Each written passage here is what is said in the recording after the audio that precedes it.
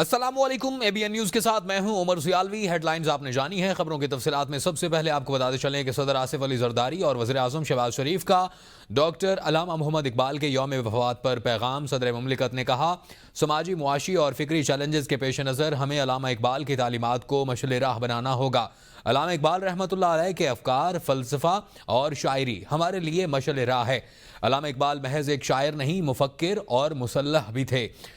آئیے عہد کریں کہ علامہ اقبال کی تعلیمات اور فکر پر عمل پیرا ہوں۔ وزیر اعظم نے اپنے پیغام میں کہا کہ علامہ اقبال نے بر صغیر کے مسلمانوں کے لیے علیحدہ مملکت کا تصور پیش کیا۔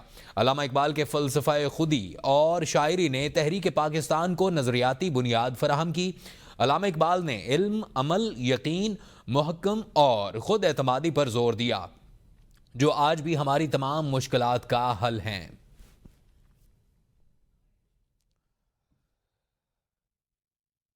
متنازع کینال منصوبے پر نون لیگ اور پیپل پارٹی میں برف پگھلنے لگی۔ وفاق اور سندھ مذاکرات پر متفق۔ وزیر اعظم کے مشیر برائے سیاسی امور رانا ثناء اللہ کا سندھ کے سینئر وزیر شرجیل انعام میمن سے فون پر رابطہ۔ دونوں رہنماؤں میں اتفاق کیا گیا کہ ملاقات کر کے کینالز مسئلے کو بات چیت سے حل کیا جائے۔ رانا ثناء اللہ کا کہنا تھا کہ کینالز کے معاملے پر سندھ کے ساتھ مذاکرات کے لیے تیار ہیں۔ وزیر اعظم شہباز شریف اور میاں نواز شریف نے ہدایت دی ہے کہ سندھ کے تحفظات کا خاتمہ کیا جائے۔ سندھ حکومت کینالز کے معاملے پر ہر فورم پر اپنا موقف پیش کر چکی ہے۔ شرجیل میمن کا کہنا تھا کہ پیپلز پارٹی اور سندھ کے عوام کو متنازع کینالز پر شدید تحفظات ہیں۔ پاکستان پیپلز پارٹی سندھ کے عوام کے لیے 1991 کے معاہدے کے تحت پاکستان میں پانی کی منصفانہ تقسیم چاہتی ہے۔ پیپلز پارٹی بھی کینالز کے معاملے پر وفاقی حکومت سے مذاکرات کے لیے تیار ہے۔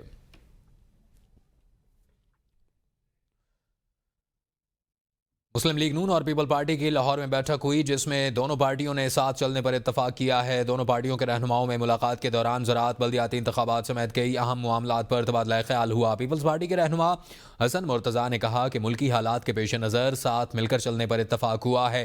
کینالز کے معاملے پر ہماری قیادتیں مل کر بیٹھیں گی اور ایک موقف لے کر سامنے آئیں گی۔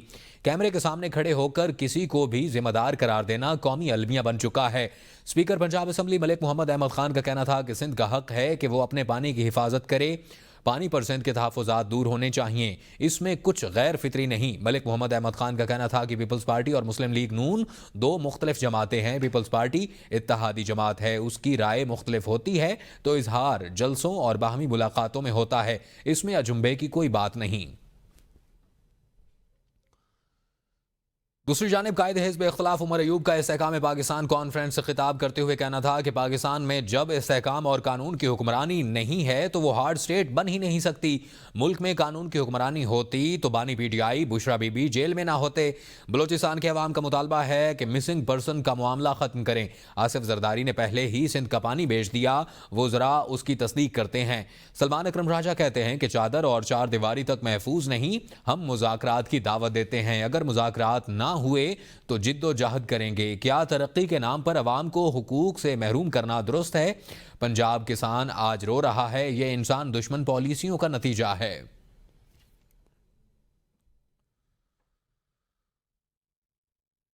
صاحبزادہ حامد رضا کا کہنا ہے کہ ہمیں بچپن میں بتایا گیا کہ اسرائیل پاکستان سے ڈرتا ہے، فلسطین کو مٹانے کا خواب دیکھنے والے ناکام ہوں گے۔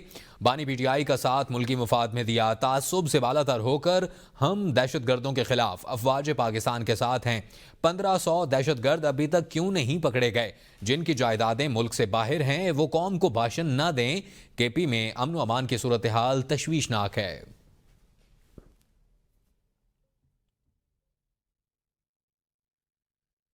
پی ٹی آئی احتساب کمیٹی نے اسپیکر بابر سلیم سواتی کو کلین چٹ دے دی۔ اعظم سواتی کی جانب سے لگائے گئے غیر قانونی تقرریوں اور ترقیوں کے الزامات مسترد۔ کمیٹی رکن قاضی انور کی تحقیقاتی رپورٹ جاری کر دی گئی۔ اسپیکر نے الزامات کا نوٹس لیتے ہوئے کمیٹی کو خفیہ خط لکھا تھا۔ کمیٹی نے اعظم سواتی سے الزامات کے ثبوت طلب کیے۔ اعظم خان سواتی نے ثبوت کے طور پر ایک کتابچہ کمیٹی کو فراہم کیا۔ رپورٹ میں کہا گیا کہ اسمبلی سیکریٹریٹ میں ہونے والی بیشتر تقرریاں اور ترقیاں ڈپارٹمنٹل پروموشن کمیٹی کی سفارشات پر کی گئیں۔ اسپیکر نے سفارشات کی محض رسمی منظوری دی۔ قاضی محمد انور نے الزامات کو سیاسی انتقام کا شاخسانہ قرار دے دیا۔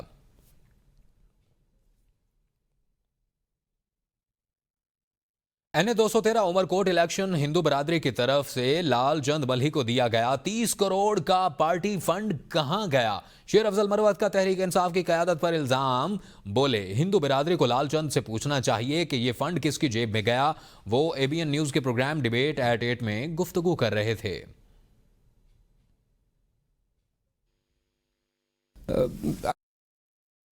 इलेक्शन हुए हैं मली साहब के, लालचंद मली, हाँ, उस हवाले से भी हिंदू बिरादरी ने लगभग ₹30 की डोनेशन दी है। और वो डोनेशन जो है इसका कोई हिसाब पार्टी के पास तो आना चाहिए ना। यानी कहाँ जाती है वैसे ये 30 करोड़ डोनेशन गई? तो वो क्या क्या मैकेनिज्म क्या है कि इस हेड में जाएगी, इस डोनेशन से ये काम होगा? क्या मैकेनिज्म है, कहाँ जाती है? जेब में चली जाती है।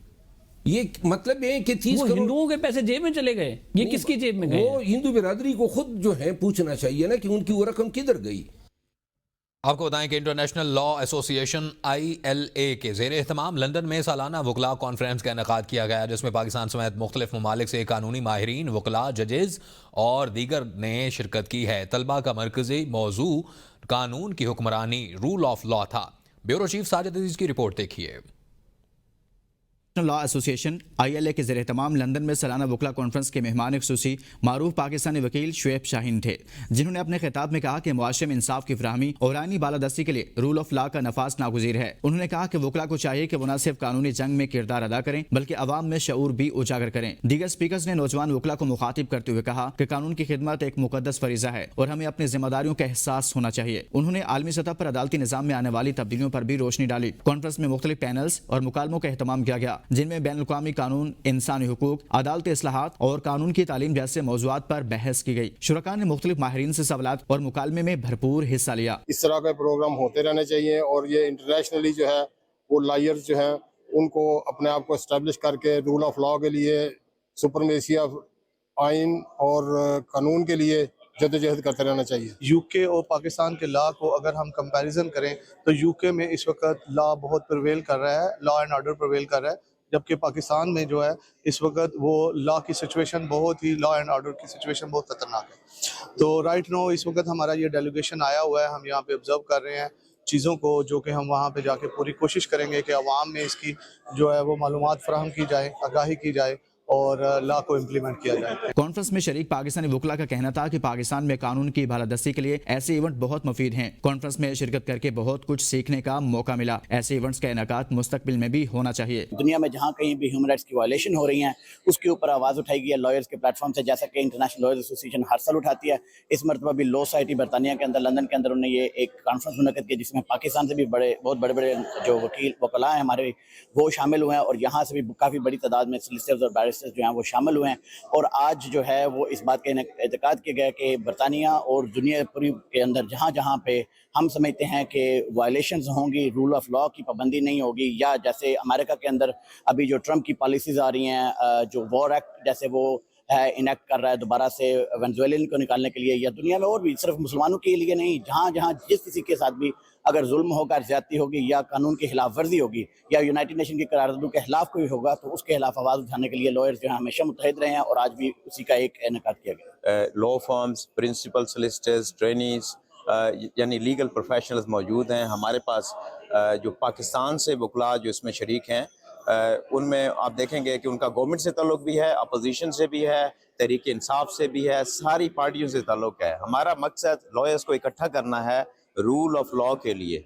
हम चाहते हैं कि यूके की तर्ज का जो सिस्टम है पाकिस्तान में इम्प्लीमेंट हो, पाकिस्तान में जो कोर्ट्स हैं वो स्ट्रॉन्ग हों, जो लॉयर्स हैं वो ऑनर और डिग्निटी। हम चाहते हैं कि इस तरह का कोड ऑफ कंडक्ट जो है वो वहाँ पे इंट्रोड्यूस करवा सके। इन एडिशन जो वज़ीर कानून हैं उनको हमने जो एप्लीकेशन भेजी है वो ये है कि जो यूके के बैरिस्टर्स और सोलिसिटर्स हैं उन्हें परमिशन हो कि वो पाकिस्तान सुप्रीम कोर्ट में पेश हो सकें, ताकि पाकिस्तान में जो लीगल प्रोफेशन है उसमें बेहतरी आ सके। और हम चाहते हैं कि ताकतवर जो है रिगार्डलेस उसकी ताकत के वो कानून के नीचे हो, اور قانون جو ہے اس کی سپرمیسی ہو، کانسٹیٹیوشن آف پاکستان سپریم ہو. صفدر اقبال، بیرسٹر ساجد کیانی اور آفاق شاہ سمیت ILA کے دیگر منتظمین کا کہنا تھا کہ اس قسم کی تقاریب سے عالمی سطح پر قانونی برادری کے درمیان روابط مضبوط ہوتے ہیں اور پیشہ ورانہ تربیت کا معیار بہتر ہوتا ہے. تقریب کے اختتام پر نمایاں کارکردگی پر وکلاء کو ایوارڈ سے بھی نوازا گیا اور ILA کی سالگرہ کا کیک بھی کاٹا گیا. کیمرامین طارق خان کے ساتھ Sajid Aziz, bureau chief ABN news, London. یونان کے جزیرے کرفو میں ایسٹر کا تہوار جوش و خروش سے منایا جاتا ہے. یہاں کی ایک خاص روایت یہ بھی ہے کہ لوگ اپنے گھروں کی بالکنیوں سے مٹی کے برتن نیچے سڑک پر پھینکتے ہیں.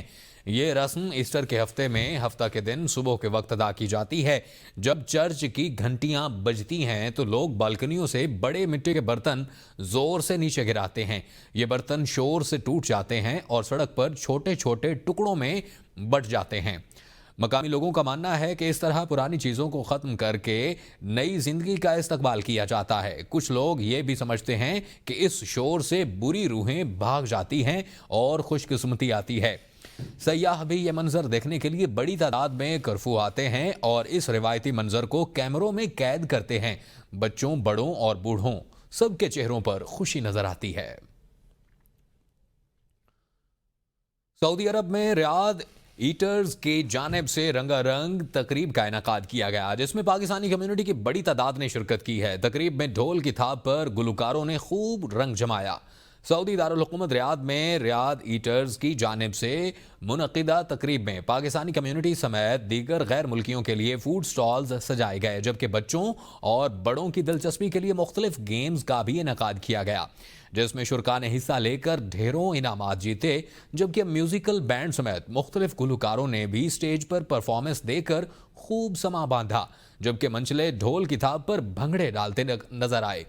تقریب کے آرگنائزر محسن جلالی، عزیل بن عبدالعزیز اور ناصر منگی کا کہنا تھا کہ ہمارا مقصد سعودی عرب میں پاکستانی کھانوں کو بہتر انداز میں متعارف کروانا ہے تاکہ پاکستانی ثقافت کے ساتھ ساتھ پاکستانی کھانے بھی سعودی عرب اور دیگر غیر ملکیوں میں مقبول ہوں.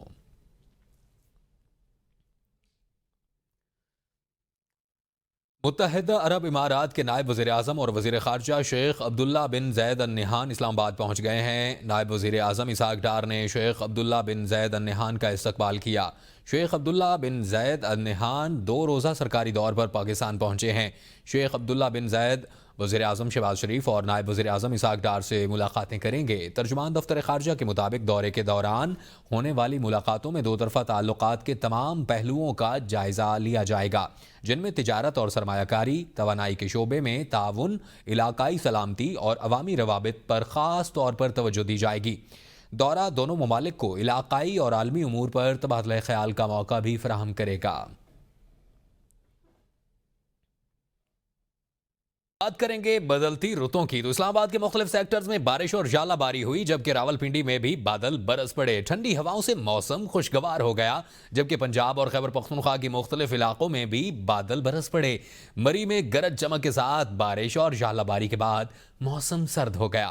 دیامر اور گردنواہ میں 3 روز سے جاری شدید برف باری کا سلسلہ جاری ہے. بٹگرام اور گردنواہ میں طوفانی بارش، آندھی اور گرد و غبار کے باعث بجلی کی فراہمی بھی معطل ہو کر رہ گئی اور شاہراہ ریشم اور دیگر لنک روڈز پر لینڈ سلائیڈنگ کا خطرہ بڑھ گیا ہے.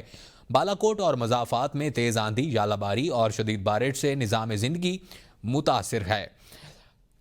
ہری پور، خانے پور اور غازی میں بارش اور ژالہ باری سے موسم خوشگوار ہو گیا. اپر چترال میں گزشتہ 3 دنوں سے بارش اور پہاڑوں پر برف باری کا سلسلہ جاری ہے. خطہ پٹھوار میں کھیوڑا کے نواحی گاؤں سکھر پور میں اور پنڈی سید پور میں بارش اور ژالہ باری ہوئی.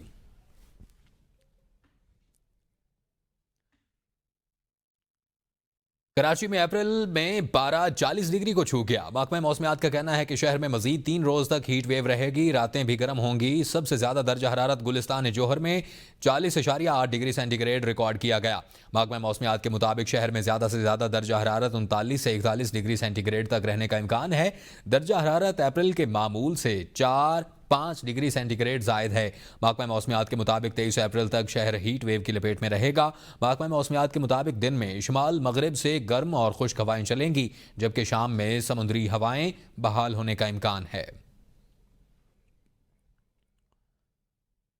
ملکی مجموعی غذائی اجناس برآمدات کو ایک بار پھر بڑا جھٹکا لگ گیا ہے۔ مارچ میں غذائی اجناس کی برآمدات میں سالانہ 16.66% کی کمی ریکارڈ کی گئی ہے۔ دستاویزات کے مطابق مارچ میں غذائی اجناس کی برآمدات کا حجم $57 کروڑ 61 ڈالر رہا ہے، جبکہ مارچ میں چاول کی برآمدات میں 33.64% کی بڑی کمی ریکارڈ کی گئی۔ مارچ میں چاول کی برآمدات کا حجم 27 کروڑ 43 لاکھ ڈالر رہا ہے۔ مارچ میں ملکی پھلوں کی برآمدات میں سالانہ 2.91% کی کمی۔ دستاویز کے مطابق مارچ میں ملکی پھلوں کی برآمدات میں سالانہ 20.91% کی کمی، جبکہ ایک ماہ میں سبزیوں کی برآمدات کا حجم 5 کروڑ 30 لاکھ ڈالرز ریکارڈ کیا گیا۔ جولائی تا مارچ غذائی اجناس کے برآمدات کا مجموعی حجم 5 ارب 75 کروڑ ڈالر رہا ہے۔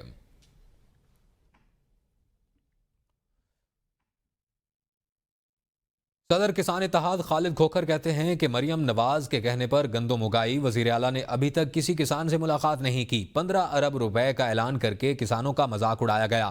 کسانوں کو حقوق مل رہے ہیں، نہ فصل کا ریٹ۔